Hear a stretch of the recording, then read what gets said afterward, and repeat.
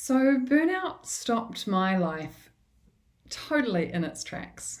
And most people don't even think burnout's a serious issue. But I want people to know that it's very serious. It stopped my life. It definitely stopped my career. And actually, ultimately, it changed my life forever. And most people think, just take a holiday and you'll be fine. That's not burnout. And so I wanted to share my burnout story because it's been a big part of my life. And for me, it probably started when I was in my mid-20s. I worked really hard. I didn't play quite as hard as I might have liked to because I was so focused on my work. And that was great. I was super ambitious and I rose through the ranks and I was rewarded accordingly and I thought everything was great. For me, burnout was kind of the price I had to pay to get to where I wanted to go. And for a long time, that was really acceptable to me, that my weekends were about recovery. And that was just what I needed to do to, I guess, meet my goals. And then kids came along and it changed everything. The first baby was okay. I could manage that. Being pregnant with a toddler, working full time, yeah, that was hard. But I did what I always did, which was I pushed through. And I pushed through and I pushed through and I pushed through. That was what I did. That was all I knew how to do. That's what I'd always done. And when the second child came along, well, everything changed again. And when I went back to work, he stopped sleeping. I've never worked harder than I worked that year when he was 1. And I was so tired. And I think often there's no way to really communicate the level of exhaustion that I felt. Exhaustion is a word that doesn't do any justice at all to how I felt. It's like there is no word in the English language that can communicate the depth of tiredness. The only way I can communicate it is that I felt tired in my bones and there was nothing that I could do to overcome it. No amount of sleep, no amount of rest. And I was just surviving.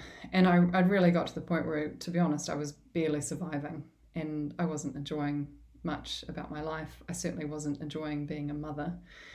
My eldest child she's like a tornado. And I would just look at the mess that she would make and I think, I can't be bothered. I just don't know how I'm ever going to tidy that up. And so for a long time, I just thought, well, this is what I've chosen. This is the price I have to pay. And then Easter, nearly 4 years ago, I was out at Great Barrier Island and I was standing on my own looking out at the surf and it just suddenly hit me. I can't live like this. I'm not living. This is not life. No career goal is worth feeling like this all the time. I'm sick of using my holidays to recover and going back knowing that I'm not recovered. I'm just a little bit better than I was when I left. And so in that moment, I decided that something had to give. And so I decided I was going to resign. It took me a few months to do it, and it took me 8 months before I actually left. And when I left, that was when I realized just how bad I was. When the adrenaline stops pumping, when the music stops, I was a mess. I was completely broken.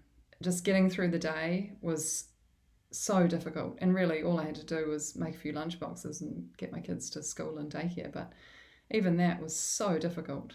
And then I had to rest, and I didn't know how to rest. No one teaches you how to rest, and resting is boring. I've spent my whole life kicking goals and achieving things, and suddenly I'm like, all you can do is read a book. And it was very lonely as well because no one understands burnout. They don't get it. They think, you just take a holiday and you'll be fine. They think I'd say I'm exhausted. People say, me too. And I think, you have no idea. You have no idea what this feels like. So yeah, it was lonely and it was isolating, and it didn't get better fast. 3 months in, I probably felt worse than when I left. After 6 months, I was thinking if I could get to the point where I could have a coffee with someone, like consecutive days in a row, one coffee, then that would be a great outcome. And when I think about that now, I think, far out, that's how bad it was. That would be a great outcome, being able to have one coffee per day, and that is my life. Anyway, it's not like that. And eventually I did start to get better. I think it probably took me 18 months before I started to feel probably 90% of the way there. And 90% was like, far out, this is amazing. Is this how people have felt all along when I've been battling this chronic, terrible burnout? This is so good.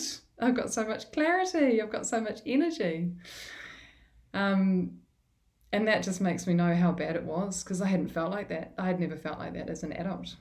And I think the last 10%'s probably taken me another 18 months. And I think now, 3 years on, I can say I'm there.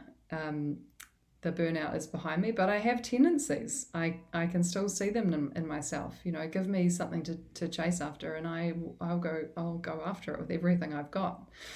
But now I know that it's not sustainable, and that I know my triggers, and I know my warning signs, and I know what to do about it.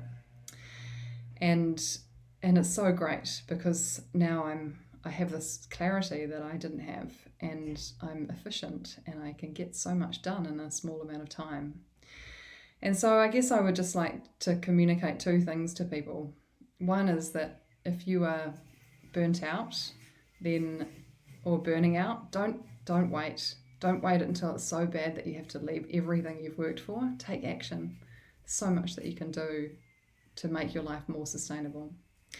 And the second thing is, if you're presiding over a culture of burnout, and many leaders are, I want you to know how bad it is, because you're leaving a lot on the table in terms of your business performance, and you're doing a lot of damage to people's lives that can't be changed, can't be taken back. And so, again, do something about it. Don't sweep it under the rug. Don't wait for next year. There is a lot that you can do, and there is so much more on the table. People can be so much better. If you've got people burnt out working for you, they are nowhere near the best that they can be.